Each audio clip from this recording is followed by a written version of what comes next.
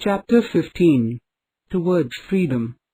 In the past, India was known for its wealth. India was well known for spices, cotton, pearls, jewelry, silk textiles, etc. Arabs, Greeks and Romans had trade relations with India. Portuguese were the first to reach India. Vasco da Gama, a Portuguese sailor, got permission from the ruler of Calicut to carry on trade with India. After some time, traders from Holland, France and England were also attracted towards India. They fought among themselves. The British throughout other European countries. In England, a small group of 100 English merchants formed the East India Company in 1600 AD. The company got the British Queen's permission to have trade relations with the countries of the East. They bought goods at cheaper rates and sold them at higher rates in Europe. Slowly, the English East India Company established control over the whole of India. Taking advantage of the lack of unity among the Indians, the English also conquered large parts of India. Dissatisfaction among the people of India. The strict laws and regulations followed by the British led to dissatisfaction among the local rulers, weavers, farmers and soldiers. The Indian rulers, weavers, farmers and soldiers suffered at the hands of the British as explained below. The farmers had to pay heavy taxes, even during the time of famine. They were forced to grow cotton and indigo. Indigo was grown for dyeing the mill cloth in England. This helped the East India Company earn huge profits. The raw material for making cloth was taken from India. The British purchased this at very low prices, and the finished product was then sold back in the Indian markets at high rates. The Indian weavers suffered heavy loss, as they could not compete with the cheap factory-made mill cloth, which was of better quality. The handloom industry suffered and the weavers and cotton growers became poorer and jobless. The Battle of Plassey. The Mughal Empire had become very weak after Aurangzeb died in 1707. By this time, the East India Company was eager to have control over various parts of India in order to increase their profits in trade even further.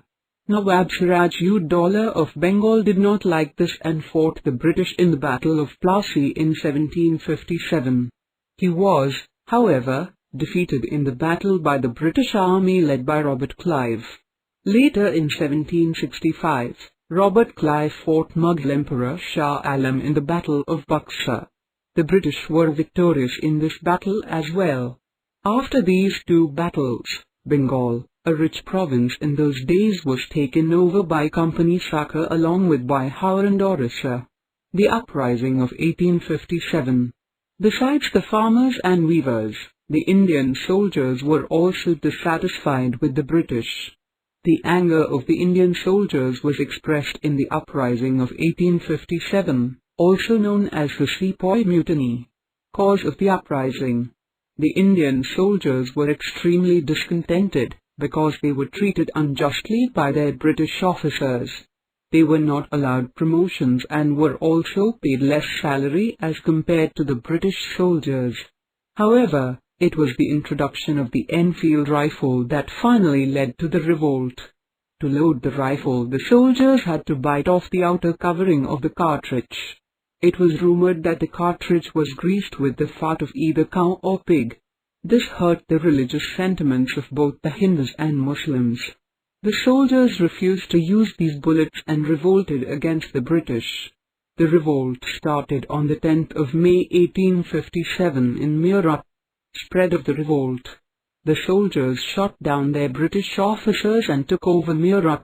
The revolt then spread to Delhi, Kanpur, Lucknow, Jhansi and other parts of India. Many leaders such as Nana Sahib, Rani Lakshmi Bai, Begum Hazrat Mahal and Teja Top led the revolt in different regions of India. The revolt was crushed by the British as the latter had better weapons and were more organized.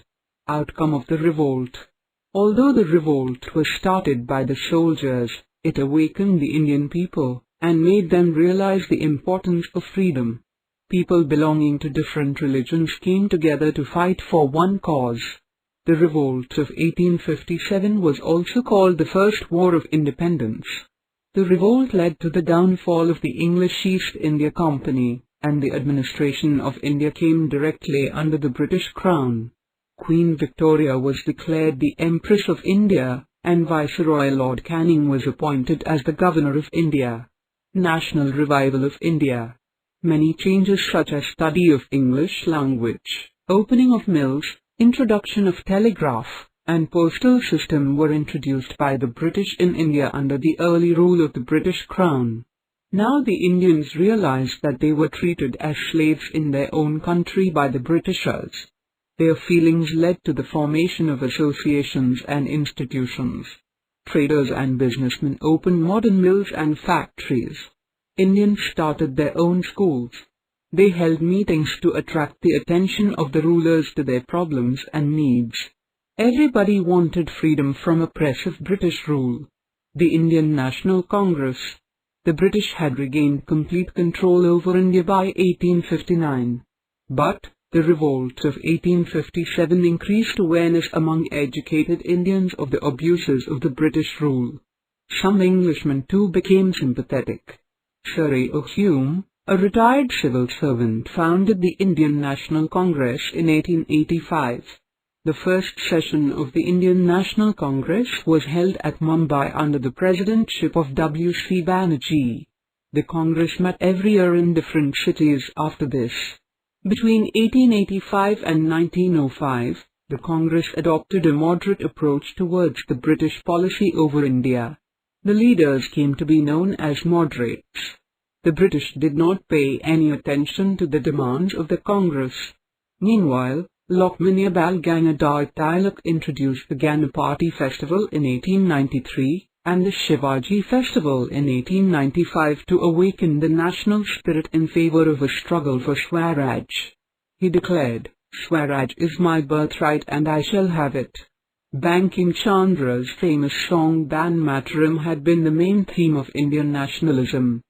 Some leaders like Lala Lajpat Rai, Bipin Chandra Pal criticized the moderates of the Congress.